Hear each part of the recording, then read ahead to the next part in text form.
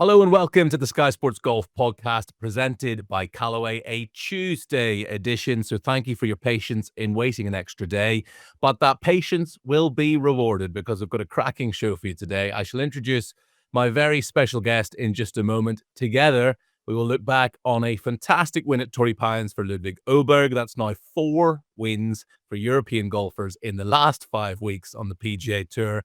Stand by for an unbelievably open and frank interview with one of those winners. I speak to Thomas Detry, who reflects on his breakthrough victory in Phoenix and makes probably the most startling, extraordinary admission I have ever heard a professional sports person make in 20 years of doing this job. It is well worth waiting for. And are we on the verge of finally seeing the warring factions in men's professional golf kissing and making up? The game's two biggest stars have both spoken in the last few days and given the clearest indications yet that reunification could be imminent. To get into all of that with me, no man better placed, having been a player, winning Ryder Cup captain, served on several executive boards, including that of the European Tour, and now being a major part of the golfing media. Paul McGinley is with us. He's got out of his bed super early for us as well. A very good morning to you, Paul. How are you doing? Good morning, Jamie. Yeah, I'm good, thank you. Yeah, not too bad. I'm in sunny Florida here. It's a beautiful morning over here. You were at the TGL last night. How did it go? It was great. I mean, really 3 great games yesterday. I'm part of the Boston team, helping them out, and obviously I was hoping for a win there. They're now lost all 3 games, so that could be the end of them for this year. It was a big win last night. They had to get a big win rather last night, and it went right down to the wire, right down to the last hole where their opponents made an eagle to pip them. It was great golf, great excitement. I think certainly the feedback is getting better and better and stronger from this TGL. So it looks like it's got some legs in it that's going to get better and better. Yeah, I completely agree. It was great fun to watch last night. We'll come back to that a bit later on, but we have to start in San Diego.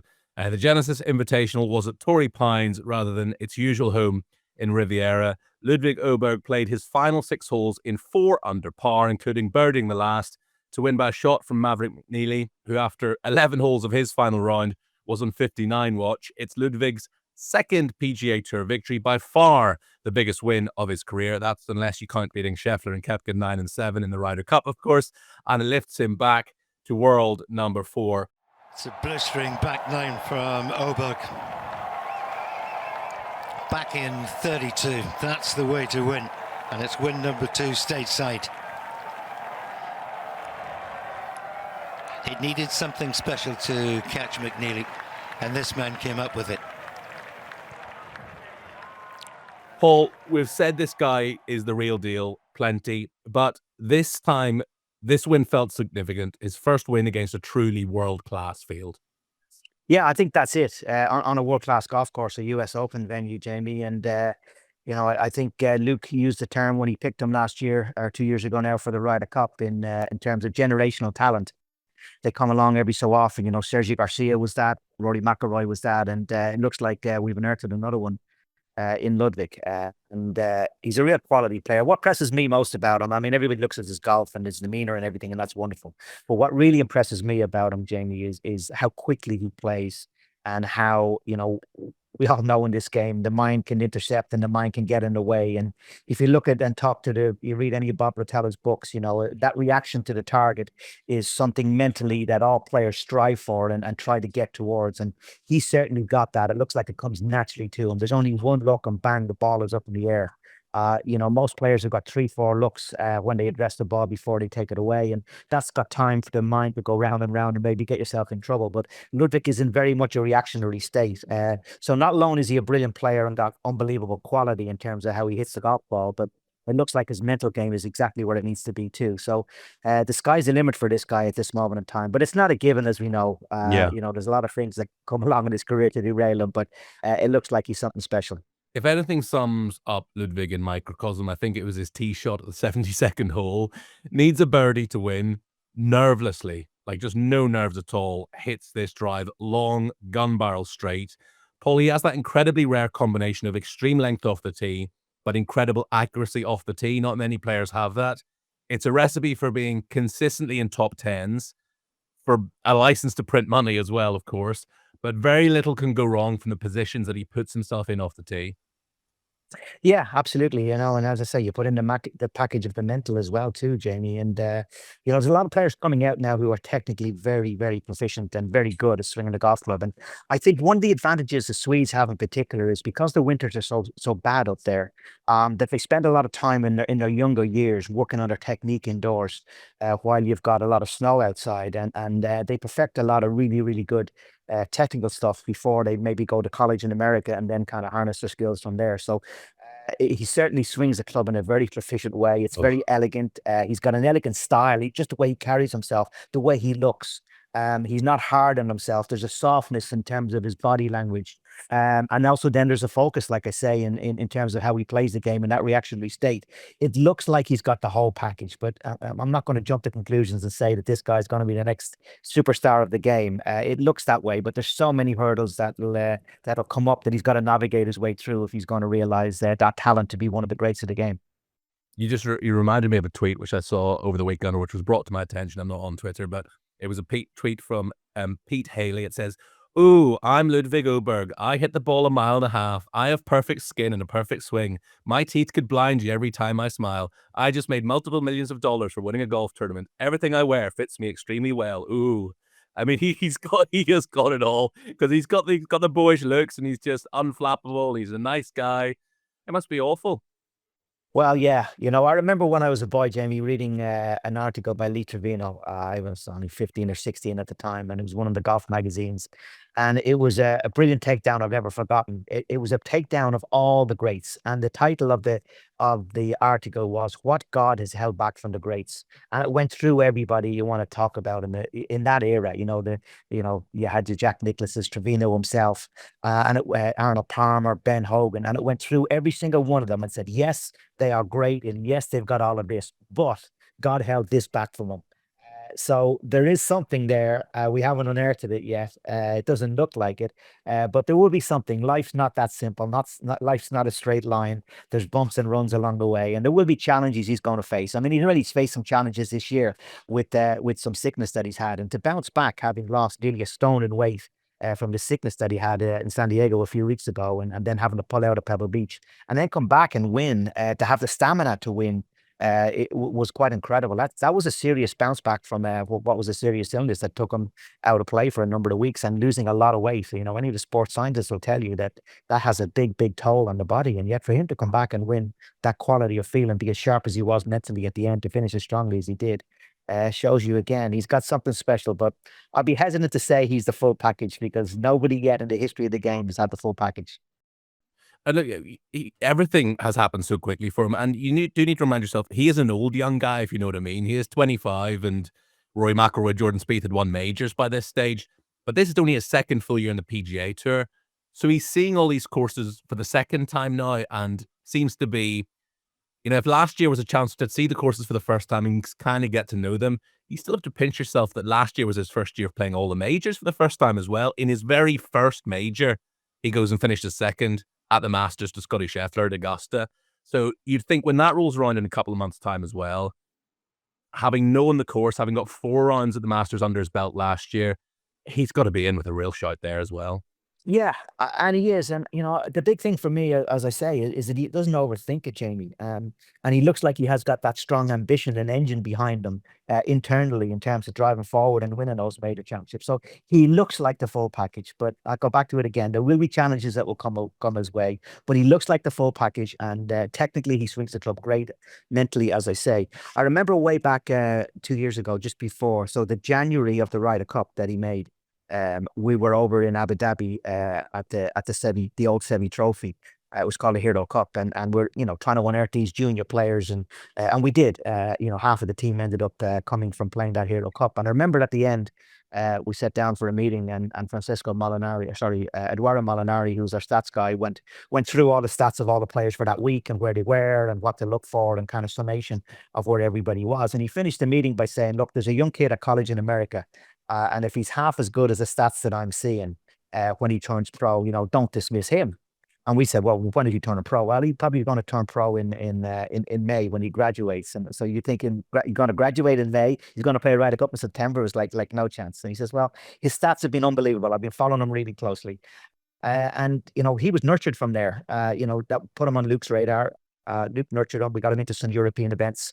A relationship started going, and sure enough, that's what happened. And then it came down to the last counting event in Switzerland, and I remember, Luke's view was this guy looks like the real package, but we didn't know, could he play under pressure? Because that was the big, big thing, and going into Switzerland, Luke put him under pressure and put that onus on his head and said, look, if you perform this week, and maybe win this week, it's likely that you're going to get a pick, but you have to win or you have to perform very, very highly. So we poured a huge amount of pressure on him to say, right, is he going to sink or swim here by putting this on? Because we don't have enough, we don't have enough evidence and data to know if this guy can really perform under the real heat of battle that a Ryder Cup would do. And sure enough, he goes out and he wins, and that kind of ticked the box for him. So it was unearthed. Certainly came on my radar first with Eduardo Molinari, who follows a lot of the stats of all the junior guys. Certainly a college in America where stats are available now, and you're able to get a good insight as to the pipeline that's coming along. And I wish we could unearth something like that for every Ryder Cup, but that's something that seemed to be something special. Yeah, not off. Good old Dodo. And the rest is history. You lead me perfectly on to my next point, because that is now that 4 of the last 5 winners in the PGA Tour have been European. 3 of them part of the winning team in Rome, definitely with his sights set on being part of the team, as we shall hear later, in New York. Paul Beamer was making the point last week. He'd love all the Europeans to win now and then be woefully out of form come September. It'd be great if they were all winning in August, don't get me wrong. But Luke Donald could not have wished for a better start for the PGA Tour season. Yeah, I mean, I take Beamer's point. It's very hard for all of these players to hold a form from January, February, all the way to September. As we know, everybody goes up and down and peaks in form. I wish this kind of form was happening around July or August. But nonetheless, we take it when it comes, and it's been a sensational start. There's a lot of communication going on behind the scenes, Jamie. I can tell you that, between Luke and the team regularly, not just one-on-ones, but also collectively as a group. And there's a lot of inspiration coming out from Luke in that regard. And the guys have certainly performed very well, and great to see Rory in particular hitting the ground as hard as he has done, and winning the way that he did in Pebble Beach. A golf course that he hasn't always excelled on, and conditions that he's not normally excelled on, and greens that he's not normally excelled on, to see him play as well as he done. And then Thomas Detry was the one that warms the heart more than anything.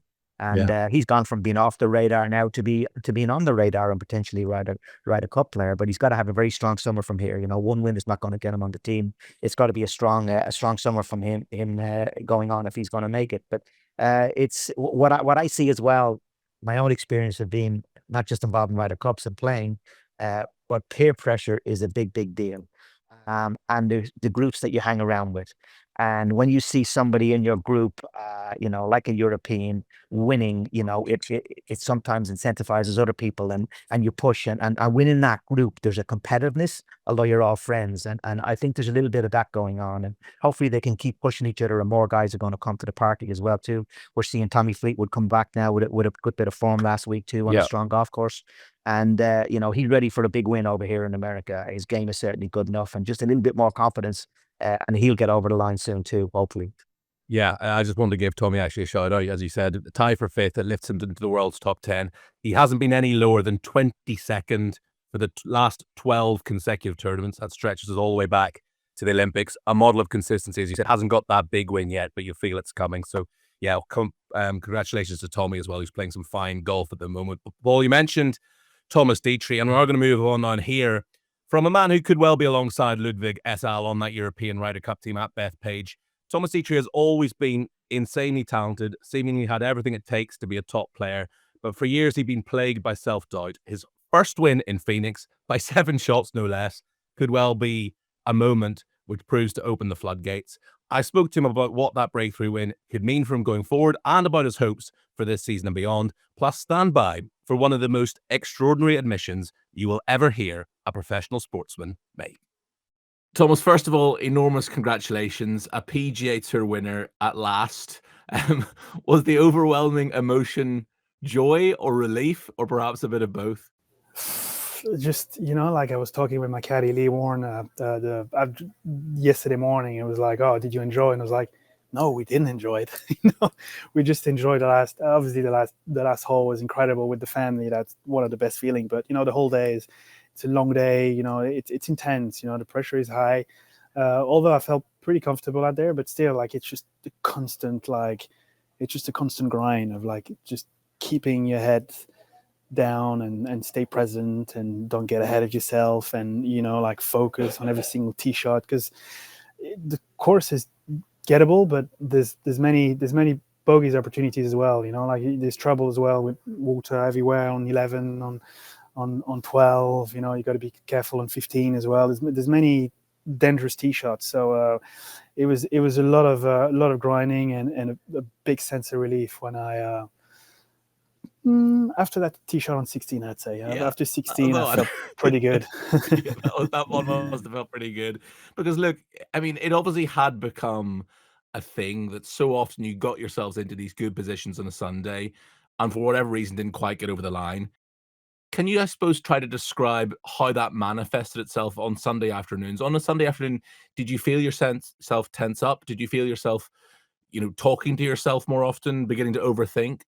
Yeah, it's almost like, I don't know, it's almost like my body was like conditioned to react a certain way when I'm in a leading position on the weekend.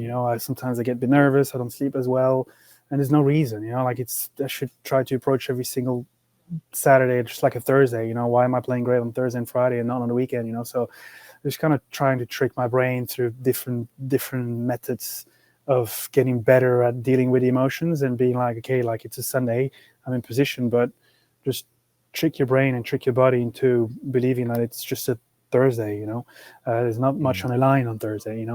So that was the tough part. It was a long working process. I've done a good job in the last couple of years. I'm speaking to someone, a psychologist. I've done quite a bit of meditation as well, which helps.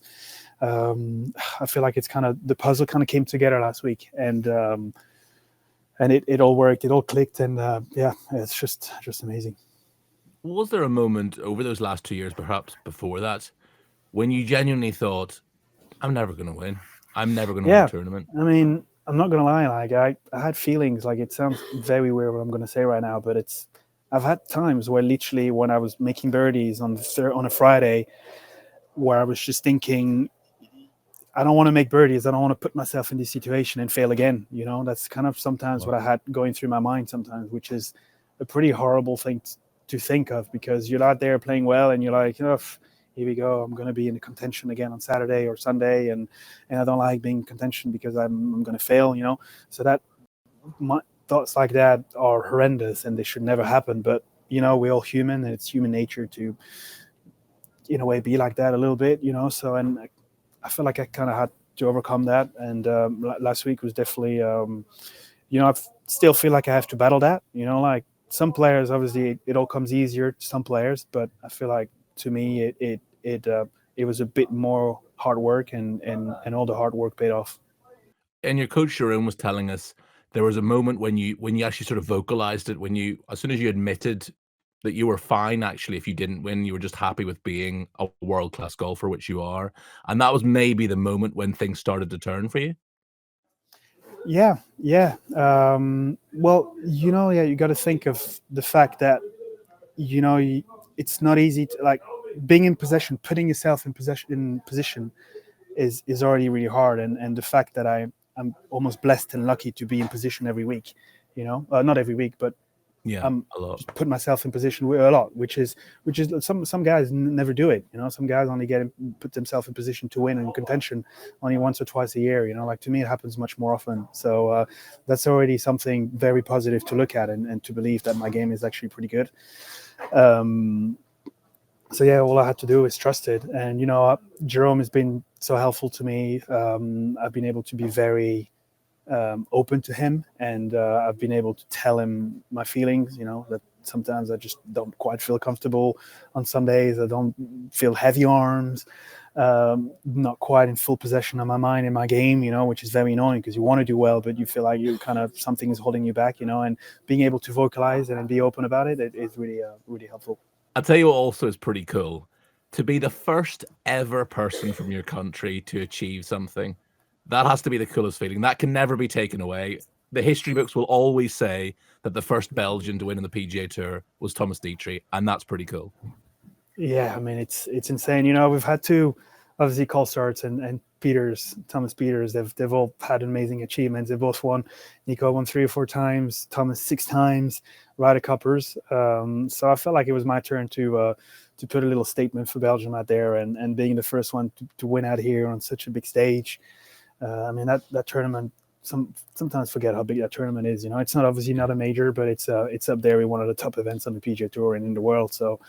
Yeah, it's just really cool. I mean, and I made the joke earlier that, you know, I get a lot of Americans confusing me with a German player just because they got the same colors of the flag, you know. So hopefully now they recognize the Belgian flag and they won't get it confused anymore. Belgium is in the history books now. We have one thing in common, you and me. It's certainly not our golf swings, and it's certainly not how handsome we look in Hugo Boss clothing, but it's the fact that we both have English wives and 2 little girls. So describe to me what your emotions were like when you scooped up your eldest as she ran onto the 18th.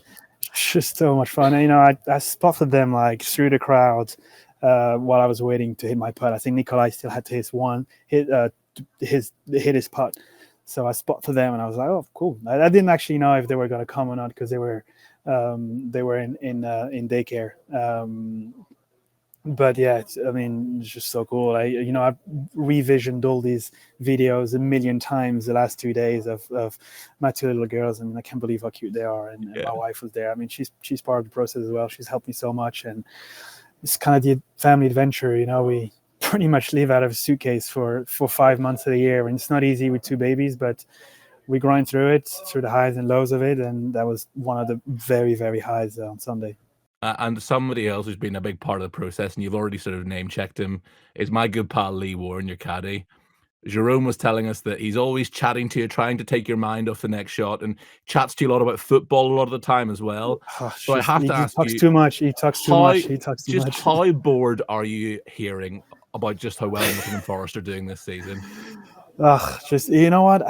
You might be very offended by that, but I've kind of become a bit of a Forest fan. You know, I really want them to do well for some reason. You know, I mean, I've become a little bit of a Forest fan. You know, I mean, Chris Wood, he's incredible. You know, Murillo, no, it's good fun, and you're right. I mean, he gets stressed out. He seems more nervous when Forest plays in the Premier League game than when we're in contention at the tournament. You know. I tell you what. So. They could be in the Champions League next season. It's incredible. Who knows? I mean, don't talk to him about it. He's already stressed out about that. You know, finishing top 4 is like, no, don't mention it. It's too important. It's too big. You know? Listen, I'm a Spurs fan. I don't want to talk about football at all at the moment. Sorry, my brother-in-law is a Spurs fan as well. I feel sorry for you. Sorry, you know. Just looking ahead, Thomas, and in particular looking ahead, perhaps to a little event in September. Has Luke Donald been in touch yet? You know, I've received so many messages and I haven't been able to get through every single one of them yet. I'm sure he will be in touch eventually, but you know, that Ryder Cup, it's as I said, I mean, it'd be a dream to play that Ryder Cup, but it's not a goal in itself. You know, I've got all my other goals, and I think that if I achieve all my other goals, I'll be in that team, no problem. And ultimately, it's whoever plays the best closer to that date. And but yeah, I mean, watching that Ryder Cup in Italy and hopefully being part of one of the first teams in a while who wins on US soil would be just amazing. So I'm sure I'll hear from Luke soon. And the thing is, you must now know in yourself as well that if it came down to you on the Sunday in a Ryder Cup, if the final match out there, you know now you can do it under pressure. You've done. I can do it. I mean, on 16, people were shouting at me, "USA, USA," and I stuck it to a couple of feet. So it was. I felt like a nice little confirmation that, if I ever had the opportunity to be at Bethpage in September, I think I've got what it takes to kick their ass. I love that, and let's hope he does. Paul, I have to go back to, as I said earlier, one of the most startling admissions I've ever heard a professional sportsman make. To say he found himself not wanting to make birdies on a Thursday or Friday because he was worried it would mean he'd be in contention come Sunday. He was terrified of failing again. What a show of honesty. What a show of vulnerability. Yeah, incredible. I don't know if that's really going to help him, but getting it out and admitting it was important. He had a number of chances to get over the line. He didn't do it. I've spent a good bit of time with Thomas over the last few years. We're members in the same club, Queenwood, just outside London, and I've been around him quite a bit. He's a super nice guy. I don't think I've ever been as happy to see a guy get over the line and win a tournament as I was when Thomas won. I was really rooting for him to get over the line there, and I was worried for him when he was in the heat of battle there, and he got himself a little bit of a lead going into Sunday on a tough golf course with a very vociferous crowd around him that were going to be very pro-American. And boy, oh boy, was that going to be a tough challenge for him. And to see him not just come through it, but excel through it, shows you the work that he's done mentally in the last year. He's working with a psychologist now. There's a lot of ground has been covered. A lot of honesty is coming out, as you see. And I think that, resulted in a phenomenal performance. I mean, it's one of the great performances that we've seen. To go from a guy who was so low with so much scar tissue, and I know that, I've been around, I've evidenced it, I've seen it. I've been around just after, these rounds finishes when he's, toppled in the last round. And to be around him and see how low he was after those, and then to see him excel in this environment, Jamie, it was just phenomenal. And I'm so happy to see him win. And hopefully it's going to be a platform now to move on. I know San Diego came very quickly for him last week on the back of that win. He could have probably done with a week off to kind of, kind of enjoy his victory and just kind of come down off the cloud a little bit and go again. But I'll be interested to see how he kicks on from here. Excuse me. He's a hell of a player. We know that. He's a really elegant player. And like a lot of players, he's been lacking that bit of confidence. And then as you don't win, the scar tissue builds and it builds and it builds and it builds. And it becomes so difficult to win. And then to smash it to smithereens the way he did in Phoenix in that last round was just fantastic. It really did warm the heart. It was a great win. And it was a great human story. And I'm looking forward to seeing where he goes from here. As you said, he did it in front of a vociferous, oiled up, strongly pro-American crowd in Phoenix. And I know where he's going to potentially face one of those as well. That's going to be in New York come September. So if he can do it in the cauldron of Scottsdale, he could do it in Bethpage as well, couldn't he? Yeah, absolutely. I mean, but he's got to do more, Jamie. He hasn't done enough. That's great. And he's broken the seal and he's out there now. He's part of the group now. That potentially could be on the team, very strongly part of that group, but he's got to kick on. There's a lot of competition that we've spoke about in that in terms of who the final 12 are going to be. They're pushing each other on, and that's a good thing. Luke wants to have as many guys as possible in that group, and you want a situation, although difficult it is at the time, like he had going into Italy, where it's a question of who am I going to leave out here? Everybody has given me great reason to pick them, and Adrian Moronk was the one in particular who fell out, and that's what you want, rather than thinking, okay, give me a reason. How can I justify picking A, B, or C? You want to have the hard decisions, because that means you've got a team in form and a team that have shown a lot of evidence. A lot of people shown a lot of evidence to be on that team. So that's what he's looking for. And Thomas is certainly part of that group now, but he's got to kick on. The competition was very strong.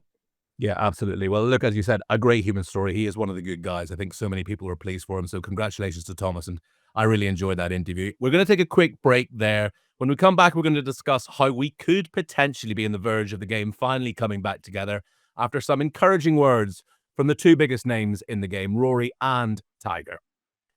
Welcome back to the Sky Sports Golf Podcast, brought to you by Callaway. Now, major developments over the last week. The division of men's professional golf finally appears as if it may be nearing some form of resolution. A coming back together, which we've been crying out for so long, looks as if it could be closer than ever. This is what Tiger Woods had to say when at Torrey at the weekend. I think we're in a very positive place right now. We had a meeting with the president. Jay and Adam did great during the meeting. We have another subsequent meeting coming up. I think that things are going to heal quickly. We're going to get this game going in the right direction. It's been heading in the wrong direction for a number of years. The fans want all the top players playing together, and we're going to make that happen. And he was asked by Jim Nantz if that could be this year or very soon this year. Tiger replied, yes and yes. Rory McIlroy a few days earlier had said, the president, he can do a lot of things. He has direct access to Yasser's boss. Not many people have that. Not many people can say, I want you to get this deal done. And by the way, I'm speaking to your boss. I'm going to tell him the same thing. There's a few things he can do. He can be influential. He loves the game of golf. I think everyone's just got to get over it. And we all have to say, okay, this is the starting point, and we move forward. We don't look behind us. We don't look to the past. Whatever's happened has happened, and it's been unfortunate. But reunification, how we all come back together and move forward, that's the best thing for everyone. If people have their feelings hurt because guys went or whatever, like, who cares? Let's move forward and let's just try to get this thing going again and do what's best for the game. Paul, for the first time in a long time, the mood music is incredibly positive.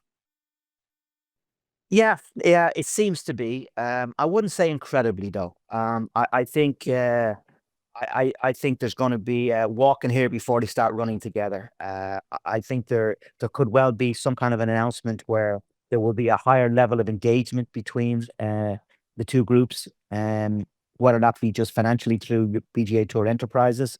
It's probably more likely that it could come starting with that. And a little bit more time to figure out how you're going to get a kind of a worldwide schedule and a molding of the two tours in particular, and what role obviously DP World Tour will play in that as well too. That's a little bit more complicated to figure out, but it sounds like things are coming together. It sounds like there is pressure being exerted for that to happen, and hopefully it will, because at this moment in time, it's ridiculous what's going on, and no tour is thriving. All of them are struggling. None of them are nobody can be happy. The only people who are happy in the last 3 or 4 years are the players. They have made an absolute fortune on both sides, including the DP World Tour, compared to what they were before LIV. So they've really, really benefited here. But everybody else has lost. The sponsors have lost. The media, because they're having to spend more money. The media have lost with viewing figures going down and sponsorship money coming in. That's less. The public have lost because they're having to pay more money for their tickets and access to go to these tournaments. And every single the public, more importantly than anybody else watching on TV, are suffering because they're watching diluted products all the time, and only the players coming together for the four majors and maybe the Ryder Cup. So nobody is winning here except the players. That's not sustainable. The prize funds that are going on in golf at the moment are not sustainable on any tour. Yeah. And everybody says the Saudis have got money and they're going to throw millions and millions at it. They've already spent $5 billion. They're going to spend another $5 billion. They're not a charity. That's not what they do. To a large extent, they've made a lot of noise. To a large extent, they've got what they wanted, which was, to get respect. They've certainly that. No, I think if they make a phone call to anybody else now, whether it be Piff or Yasser, I think the phone will definitely be answered. Engagement will happen. So to a large extent, they have won in a lot of ways. And the PGA Tour, have lost in a lot of ways.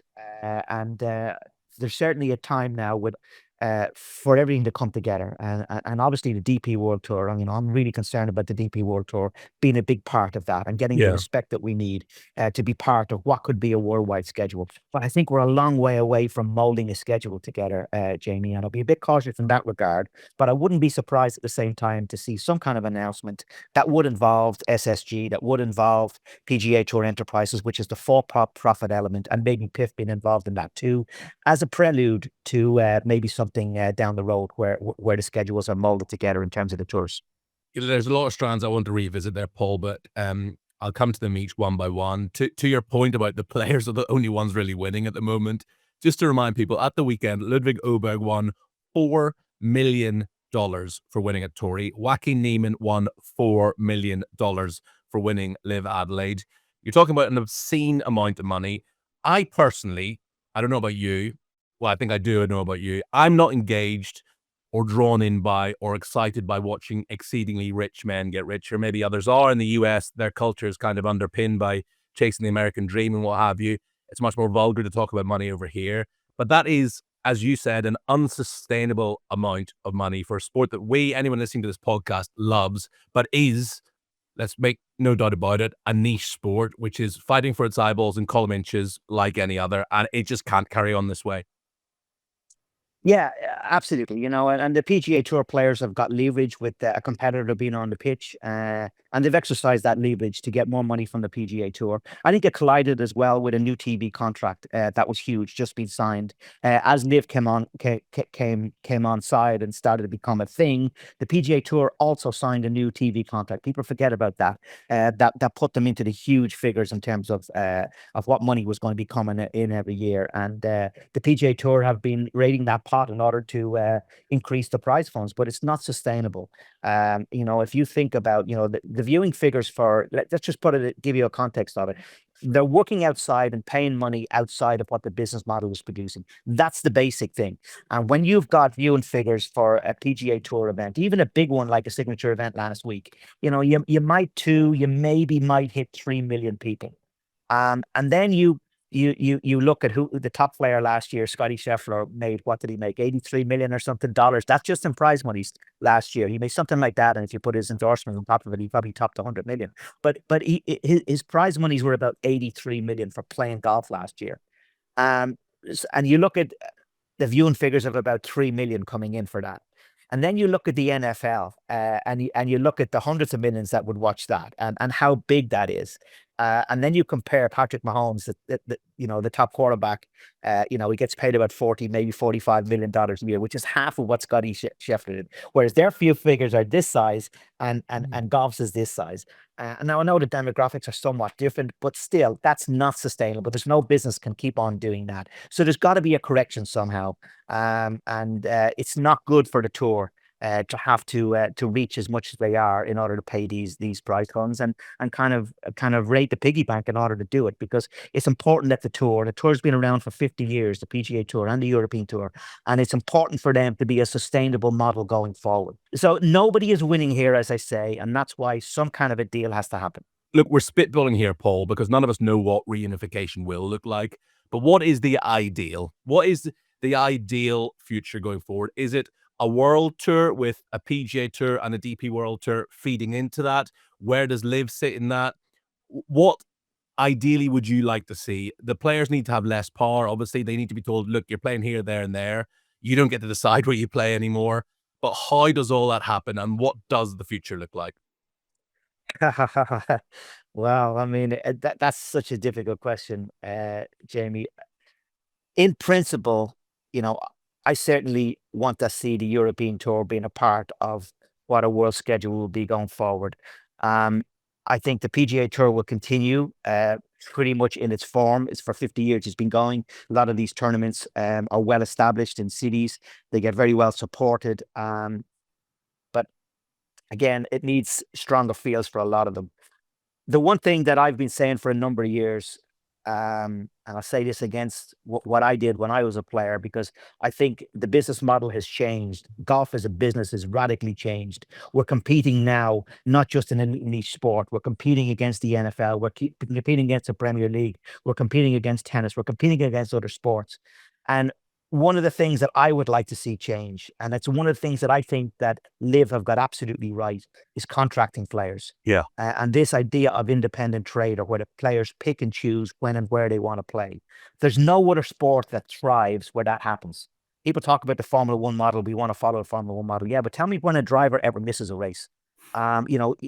I've said it before. I mean, imagine Mo Salah dictating to Liverpool. I don't want to play Newcastle. No, it's too cold up there. I don't want to go up there in February and play that game. And, my wife likes going to London, and I'm going to go down on a play the London matches because that's great. And I like that city. And, I don't want to play against Leicester either. And, I'm going to take this week off. And that's what happens in golf. Players make decisions 100% themselves. And I don't think that's good for the sport. It's not good for the tours. So I would like to see a rejig of the business model of golf. And rather than these huge prize monies being put out, that a portion of it is prize monies, by all means, yes, but also some kind of a control of the tours in terms of the schedules that the top players play. Now, I know I'm speaking against what I did and what I enjoyed as a player, but certainly I think the business model has changed. The challenges of running a tour have changed. And the tour have got to know what they're selling. So when they're going to a sponsor, they've not just sell the idea of a tournament, they've got to sell who's actually going to play. And, LIV have come into our territory in Europe. Valderrama is a good example. We had a great tournament down in Valderrama that we really enjoyed. But when the conversation with Valderrama from LIV went on, they said, well, we're going to produce Phil Mickelson. We're going to have John Rahm. We're going to have Sergio Garcia, and go through all of the players that are on LIV.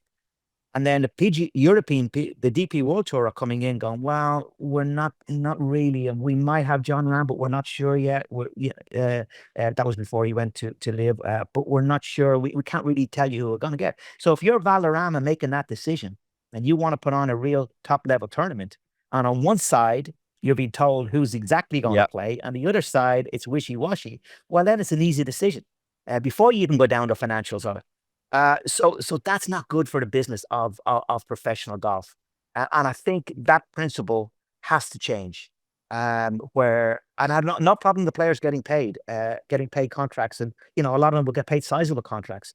But I think that would put the tours and golf as a business, particularly if it's unified, in a very, very strong place in terms of selling it to sponsors. But here's the rub, Paul. That is relying on players ceding so much power that they've had for such a long time, being able to see the bigger picture, being able to sacrifice their schedules. Yeah, and I think somebody like Rory can see that, and some people might turn around and say, well, it's easy for Rory McIlroy to see that. He's a multi-millionaire. But some people can see that bigger picture. Wouldn't it be great if there was a tour where the top players were playing 10 times a year in the States, the majors, and then also playing the Scottish Open, the Irish Open, once in Australia, once in the Middle East, once, et cetera, et cetera. But I think there is too much power the players have now. And in particular on the PGA Tour board, the likes of Patrick Cantlay, Jordan Spieth, Tiger as well, these guys don't want to play outside the United States. They've had a cushy life for far too long that they're not willing to give up. Yeah, I know. And that's a challenge. That's the second challenge that the tours have got, is their members' organizations. They're run by the players. A lot of vetoes come in from the players, and guys, no, don't want to do that. No, don't want this. Is that, again, if you are trying to compete going forward with other sports in this new very competitive world where everybody is fighting for eyeballs of sports fans, you've got to have a better package than what we're able to give in golf at the moment. And letting the players have a free rein, in my opinion, to pick and choose their schedules is a really good place to start. And again, if you take away the players' leverage, and that's why a deal is important. If the DP World Tour, the PGA Tour, and LIV came together, and there wasn't an alternative, and they dictated to the players, well, look, you're all going to get compensated well, but these are the new rules of engagement. Well, then, you may have some chance of success. I think it's very, very difficult to compete in the modern day with independent traders when the tours, as a business product, are trying to sell a product that they don't know it is. They don't know who's playing. And that's very, very difficult. It's also very difficult for sponsors to sign up to. And it's also, as we can see, and it's very, very challenging for TV. They don't know that they're buying products that they're going to put on TV, but they don't know who's going to play. And we know that TV viewers spike when a Scotty Scheffler and particularly Rory McIlroy is playing. So there's got to be some way that the business of golf gets control of the product. And for me, that starts with getting control of the player schedules. Now, that doesn't mean from day one you go in and say, right, guys, there's a new model starting off. I think it's something that could graduate. Maybe over the first year, they get control of one or two events, and then, kind of graduate it over a period of time. So it's not a seismic change from day one. You could certainly move in that direction. And that's one of the things that's been disappointing from me looking in, that the PGA Tour have not got in the last 4 or 5 years. With all the money they've given PGA Tour players, they had an opportunity there to say, okay, guys, the art of the deal is, as Donald Trump would call it, I'm going to give you this, but I want this in return. And the PGA Tour haven't got a lot in return from the players, besides giving them the $20 million signature events, going to be limited fields in these signature events. There's only going to be 100 players now keeping their card at the end of this year. And the money coming in from the PIP, the money coming in from the SSG money. But what have the players given back in return? Not a whole lot. And I don't think the PGA Tour, for putting out all of that financial resource that they've given to the players to stop them from going to LIV, and to make the PGA Tour a more desirable product financially, they haven't got a whole lot back in return. And I think that's got to change. And that's got to change. And I think that's been a miss over the last few years. It was an opportunity to get control, maybe, or even if it was only 1 or 2 tournaments a year of the player schedules, to say, look, I won't, if the tour were to say, I'm not going to get involved in your preparation for major championships or Ryder Cup, but I do need 1 or 2 tournaments that I want to, be able to say you're going to be guaranteed playing. And the situation, where Xander and Scotty, for example, the top 2 players in the world, you'd have to say last year, from the end of the FedEx in August until January, they hardly played, if at all. They played the President's Cup, and that was it. And Scotty went and then played in Bahamas in that Tiger event just before Christmas. But is that good for the sport when the top 2 players in the world don't play for almost 6 months? And that's what we've seen.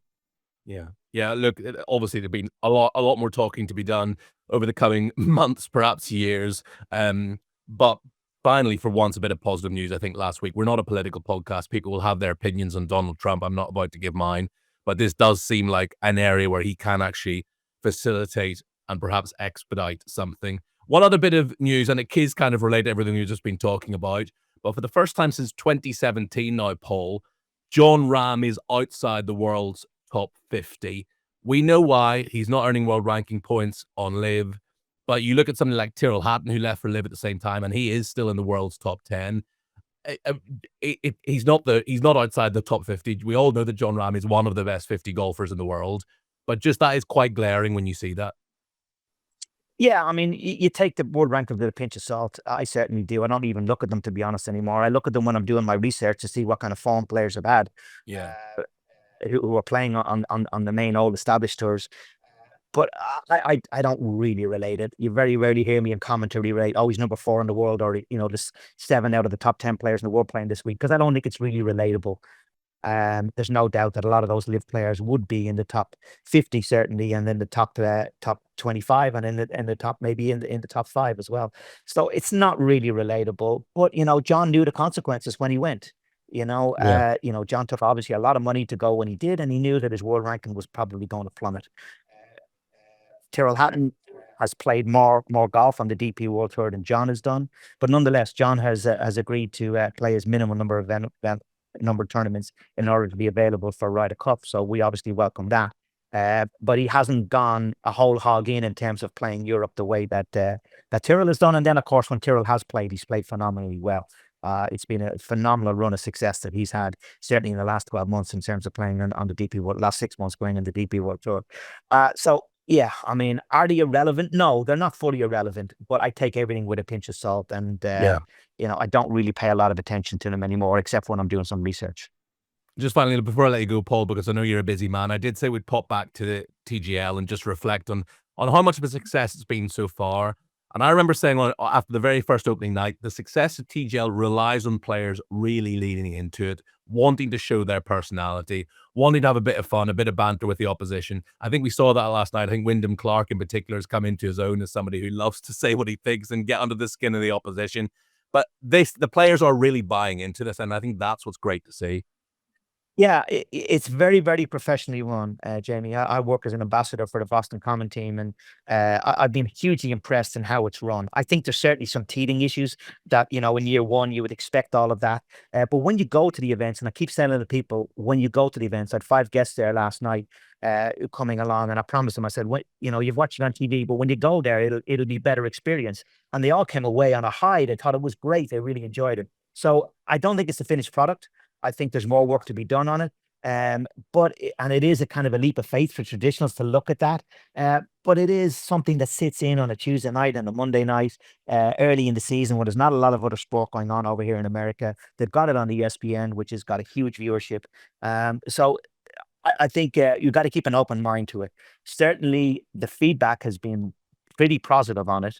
And I think it's a product that will get better with time and a few rough edges taken off on it. But again, look, there's the point I'm making earlier, Jamie. When the players all turn up, I mean, look, you've got all the players turned up, all the big names are there. I know maybe Scotty Scheffler is not there, but you can miss maybe 1 or 2. But the top players are playing. Your Wyndham Clarks, your Shane Lowry's, all of those players. Let's call them, maybe not the Rory McIlroys, but certainly the very top players in the game. But Rory and Tiger involved as well too. And it's such a different vibe when you get such high quality players involved. People want to watch, and that's the point I'm making about independent trader. And I think the time has come in professional golf where we revisit that and we try to get control from the tour's point of view of the product of golf, and that includes, obviously, starts with the players. Yeah, absolutely. You're here. Well said. Look, this week in the world of golf, we have the Mexico Open, the PGA Tour. We could be looking at another European win this week. Who knows? The Højgaard twins are both in the field. Aaron Rai is the highest ranked player there this week at Vedanta. It's the magical Kenya Open on the DP World Tour, the start of a run of 3 events in Africa, which conclude the international swing. Laurie Cantor leading the way on that international swing at the moment. And it's the Honda LPGA Thailand on the LPGA Tour. Patty Tavatanakit looking to defend her title, but she will have to do so against a very strong field. Paul, thank you so much for your time. I understand you're off now for what, clinic with Rory and Hideki, is that right? Yeah, we had a game last night. Unfortunately, they lost again, so that's 0 for 3 from the Boston Common team. So it's highly unlikely now they're going to make the playoffs. 2 of the games have come right down to the wire, where they lost one in the playoff and one yesterday to an eagle on the 18th hole. So they've been a little bit unlucky. The golf was really good last night. So we've got a number of guests. Boston Common is a very, very well-run team. There's a lot of sponsors involved. A lot of people have come down from Canada and particularly from Boston to be part of this last night, and they really, really enjoyed it. And this morning, those guests come and we're at Apogee here, which is a golf course just north of West Palm Beach, and we have a clinic this morning, and then they're going to play 6 holes, and the guests can walk around and watch them hit shots and play holes and work out the yardages and stuff like that. So it's a fun morning in store for all of the guests, and I'm kind of in the middle of it there, kind of comparing it. Yeah. Lovely. Well, enjoy the Florida sunshine. The sun is actually out here today as well. And if I don't see you before, I'll see you at Augusta in a couple of months' time. If you have liked what you've heard or watched today, make sure you give us a follow, a like, or subscribe wherever you're listening or watching. Thank you to Callaway again for sponsoring the podcast. And thank you again for your patience in waiting for a Tuesday pod this week. The great news is you only have to wait 6 days until the next one. So have a great week and do join us again then. All the best.